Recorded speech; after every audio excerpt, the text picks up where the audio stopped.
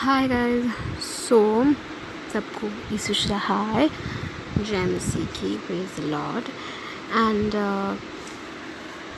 जो मैं इस वक्त आप सबको बताना चाहती हूँ या बोलना चाहती हूँ, तो सबसे पहले कोरोना वायरस और कोविड-19 काफ़ी हैवी वर्ड है सुनने में। सुन के ये सब बोलते अरे बाप रे बाप तो काफ़ी भारी भरकम नाम है, बट इससे भी ज़्यादा भारी भरकम है इसका इम्पैक्ट जो डेफिनेटली हम सब पर हुआ है।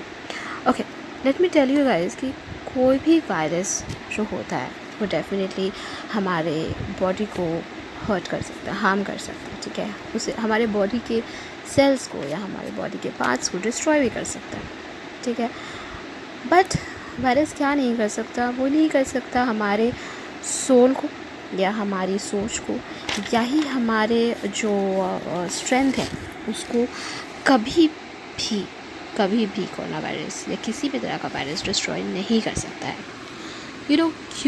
क्योंकि आप बाइबल लेके बैठो, क्योंकि भजन संहिता के जब आप पुस्तक पढ़ोगे, बाइबल पढ़ोगे, तो भजन संहिता के पुस्तक में उसका 46 जो चैप्टर है, अध्याय है, उसके पहले जो वर्स है पहला पद है, उसमें ये लिखा हुआ है कि परमेश्वर हमारा शरण स्थान है और बल है और संकट में अति सहज से मिलने वाला सहायक है।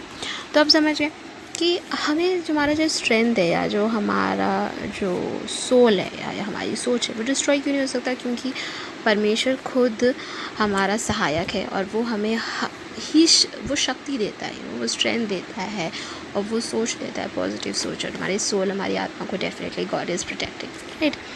तो अभी क्या है कि हमने बहुत अच्छा टाइम हम लोगों को मिला है क्योंकि हम अपनी फैमिलीज़ के साथ हैं और हम सबके साथ बहुत अच्छा टाइम स्पेंड कर रहे हैं। एंड फॉर श्योर कुछ टाइम के बाद क्या होगा कि ये लॉकडाउन ख़त्म हो जाएगा और हम सब वापस अपनी अपनी लाइफ वैसे ही कंटिन्यू कर लेंगे जैसे लॉकडाउन से पहले हुआ करता था। सो इस लॉकडाउन में ना हम सब ने बहुत कुछ किया, ठीक है। एक्टिविटीज़ की, फ्रेंड्स, अपने फैमिली के साथ टाइम बिताया और डेफिनेटली सोशल नेटवर्क पे भी बहुत ज़्यादा टाइम हम लोगों ने बिताया है। डेफिनेटली स्क्रॉलिंग करते हुए, नेट सर्फिंग करते हुए, बहुत सारी चीज़ें। बट एक चीज़ जो और हम सब ने डेफिनेटली की होगी वो है प्रेयर्स। यस, प्रेयर्स किए होंगे बहुत, चाहे वो अपने फैमिलीज़ के लिए हो, चाहे वो आपके फ्रेंड्स के लिए हो, या चाहे वर्ल्ड के लिए हो, या फिर आप लोग ज़रूर प्रेयर स्ट्रेंथ, मतलब जो हमारे डॉक्टर्स, नर्सेस या हमारे पुलिस कर हैं, जितने भी लोग वहाँ पे सेवा में लगे हुए हैं कोरोना पेशेंट्स की, या जितने भी लोग हैं, मतलब हम लोग ने डेफिनेटली उनके लिए हम लोग प्रेयर कर रहे होंगे। और पूरे दुनिया में जिस तरह से फैल रहा है तो डेफिनेटली हम पूरी दुनिया के लिए भी हम प्रेयर कर रहे होंगे, राइट। तो ये सब हम सब कर रहे हैं, लेकिन और ये बहुत अच्छी बात है, बहुत ही अच्छी बात है। क्योंकि जब हम मत्ती की पुस्तक पढ़ते हैं तो मत्ती की पुस्तक उसका 5 अध्याय में और उसके 44 पद में, 44 पद में, कि परंतु मैं तुमसे यह कहता हूँ कि अपने बैरियों से प्रेम रखो और अपने सताने वालों के लिए भी प्रार्थना करो। तो डेफिनेटली देखो, ज़रूरी नहीं है कि पूरी दुनिया में कई ऐसे लोग नहीं हैं जिन्होंने हमें बहुत तकलीफ़ पहुंचाया है, बहुत ही दुख दिया, ठीक है। लेकिन फिर भी हमें सबके लिए प्रार्थना करना है। प्रभु खुद ही कहते हैं कि अपने बैरियों के लिए प्रार्थना। तो भाई जो आपके बैरियर नहीं उनके लिए तो आपको प्रार्थना करनी है ना, सबके लिए हमें डेफिनेटली प्रार्थना करनी है। और जब हम मरकुस की पुस्तक हम पढ़ेंगे, और मरकुस की पुस्तक उसका 11 अध्याय का 24 पद में, उसमें भी लिखा हुआ है कि इसीलिए मैं तुमसे कहता हूँ कि जो कुछ तुम प्रार्थना में मांगोगे तो प्रतीति कर लो कि तुम्हें वो मिल जाएगा और तुम्हारे लिए हो जाएगा। तो विश्वास के साथ गाइस हम लोगों को प्रार्थना करनी है गॉड की, ठीक है। क्योंकि देखो, आप बिलीव करोगे कि जो हम मांग रहे हैं प्रभु से वो हमें मिलेगा, तो डेफिनेटली हमें वो मिलेगा। और इसको हम लोग को कंटिन्यू करना है, ठीक है। डेफिनेटली लॉकडाउन ख़त्म हो जाएगा तो आप लोग बिज़ी हो जाओगे, अपने अपने लाइफ में वापस चल जाओगे। और मैं आपसे पूछना चाहती हूँ कि आप प्रेयर्स करोगे, लोगों के लिए कंटिन्यू रखोगे? क्योंकि अगर आपका जवाब यस है then it's a very good thing and I am very thankful. मैं ज़रूर आप लोगों को अपलॉज दूँगी कि मैं यही कहूँगी कि प्रेयर्स करते रहिए लोगों के लिए, because prayers are very important. इस वक्त प्रेयर्स की बहुत ज़रूरत है सबको। लेकिन अगर आपका जवाब है कि शायद देखते हैं यार, बिज़ी होंगे या मे बी हम करेंगे, तो मैं आपको बोलना चाहती हूँ there are lots of people out there guys who need your prayer. और हर एक प्रेयर में बहुत ताकत होती है, there is lots of strength in a prayer, you know. And इस टाइम पे डेफिनेटली प्रेयर्स ही ऐसी चीज़ है जो हमारा बिगेस्ट स्ट्रेंथ है। क्योंकि देखो हमारे चर्चेस लॉकडाउन हो गए, हम चर्चेस नहीं जा सकते, आज हमें घर पे बैठे ऑनलाइन चर्च करना पड़ रहा है, राइट।